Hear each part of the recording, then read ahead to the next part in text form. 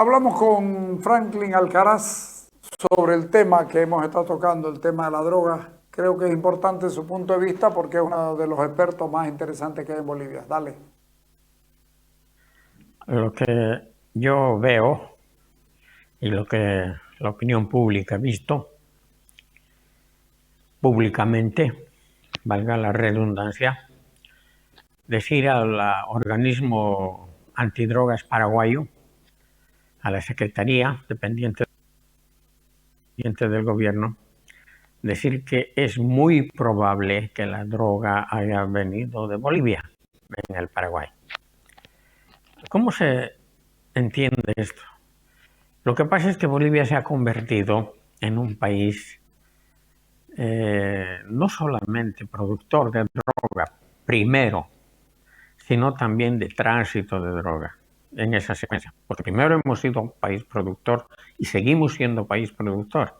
Y después nos hemos convertido en país de tránsito de la droga. Y esa droga viene del Perú, se acopia en Bolivia, se la junta en Bolivia, se la refina en Bolivia y después se la manda o al Brasil o al Paraguay. El Paraguay puede decir lo que se dice aquí en Bolivia, el Paraguay con mucho más justicia, que es un país de tránsito. Y es que la droga que sale de Bolivia y va al Paraguay, después se distribuye o a la Argentina o a otros países sudamericanos como Brasil principalmente, para que salga hacia Europa. Lo que debería preguntarse uno es qué cantidad de la droga que hay en Europa ahora es boliviana. Y yo creo que eso es un tema que hay que abordarlo con mucho cuidado y con posterioridad. No se hablan de cantidades pequeñas, ¿no?, que puedan salir tal vez del país o en tránsito por el país, como bien lo menciona. Sí. Es decir, son cantidades grandes de las que nadie se da cuenta. Bueno, yo creo que se dan cuenta. Lo que pasa es que no trasciende. ¿Quién se da cuenta? No sé si me dejo entender. La gente que se da cuenta es que sabe que está saliendo esa cantidad de droga y que probablemente está rompiendo una serie de barreras, porque así nomás es. Y esas, o que deberían haber barreras y que no hay. Porque uno tiene que preguntarse cómo van a salir toneladas de droga, no solamente a través del país, sino a través del Paraguay o a través del Brasil. Brasil tiene dos puertos, hay que ya son puertos de salida de la droga boliviana. Santa Catarina me parece que es uno, y el otro que está muy cerca allí en el noroeste, en el Brasil. Y Paraguay a través de los ríos hacia el sur, a la Argentina y también al sur del Brasil. Entonces, esa cantidad de droga no puede pasar inadvertida, ¿no es cierto? Tiene que haber alguien que sabe que está saliendo esa droga. Hace unos días, me parece que ayer, anteayer, se ha encontrado una avioneta en Argentina también con más de 300 toneladas de droga. Quiere decir que aquí hay un tráfico de drogas que es realmente espeluznante en cuestión de cantidad de droga que se está contrabandeando o comercializando a través de las fronteras sudamericanas. Llama la atención que son investigaciones de países vecinos que tienen los ojos puestos en Bolivia, quienes detectan la ruta de la droga, e incluso investigadores europeos, pero de Bolivia muy poco se ve este resultado. Es que en Bolivia los ojos no son para vigilar, sino para abrir caminos. Y la verdad es que hay que admitirlo.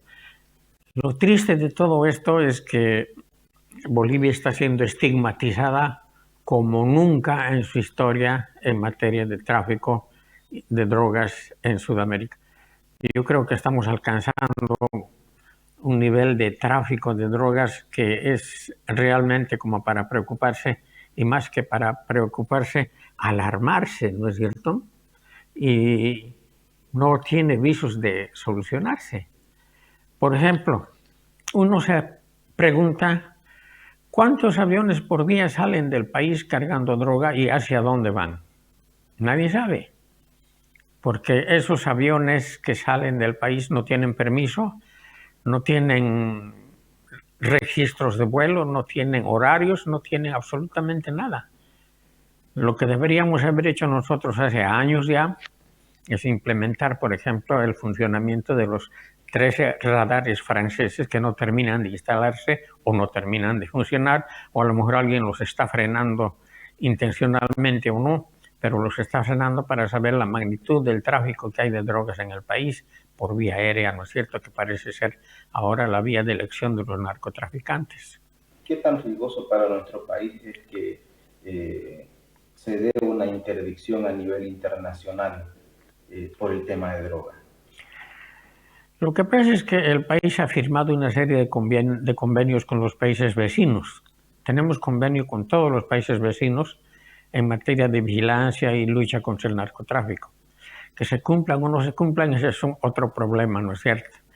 Ahora, que no se haga intervenir a los organismos antidroga bolivianos en lo que hacen los países vecinos u otros países como los europeos en materia de investigación y de lucha contra el narcotráfico, es llamativo entenderlo, porque yo creo que está surgiendo una especie de desconfianza internacional hacia los organismos de lucha antidroga de Bolivia.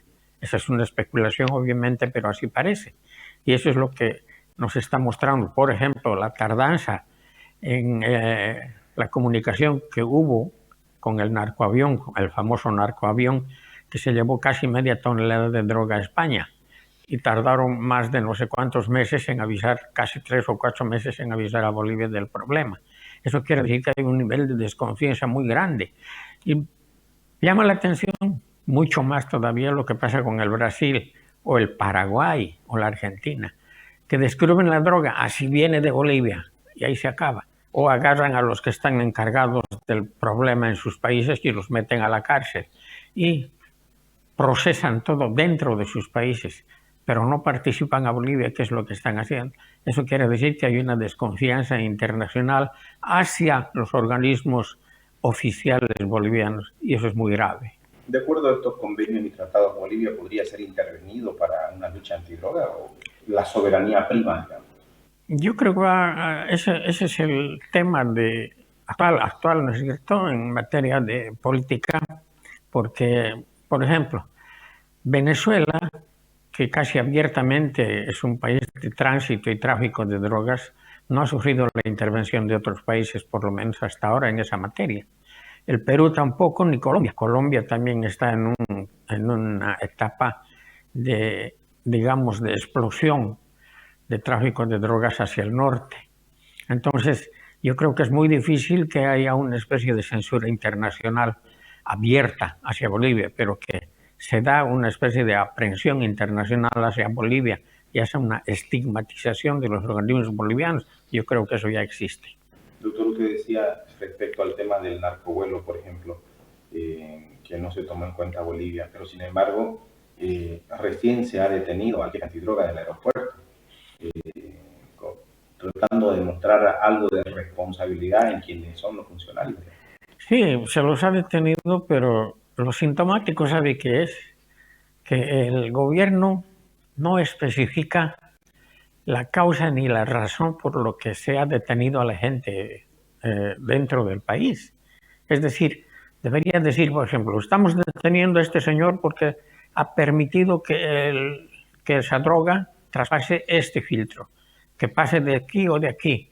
O este señor debería darse cuenta que esa droga ha llegado ahí y que debía haber ordenado que revise la droga. No, es decir, ¿se da cuenta, no es cierto? Deberían especificar por qué se los está deteniendo o cuál ha sido su participación en el descuido, digamos así, de la carga de la droga al avión. Pero no hay eso. Se lo agarra y ahí se acaba. Nadie más se entera de qué es lo que está pasando con los detenidos. ¿Cuán riesgoso es esto, para concluir, doctor, que el tema del narcotráfico se vea no solamente el tema de la perforación institucional, sino la adhesión a líderes políticos en nuestro país? El hecho de que no se note que hay una lucha antidroga en el país es que repercute en los países vecinos y crece la desconfianza dentro de los organismos antidroga de los países vecinos. Y eso hace que Bolivia pues se vea un poco arrinconada, digamos así, de las determinaciones que se tomen en materia internacional de la lucha contra las drogas. No hay que olvidar que la Unión Europea, por ejemplo, le da a Bolivia un financiamiento sustancial para la lucha contra las drogas. Lo que podría ocurrir, desde mi punto de vista, es que la Unión Europea un día diga no le damos más plata a Bolivia porque aparentemente no lucha contra el narcotráfico. A lo mejor eso podría ocurrir en un plazo mediano o largo.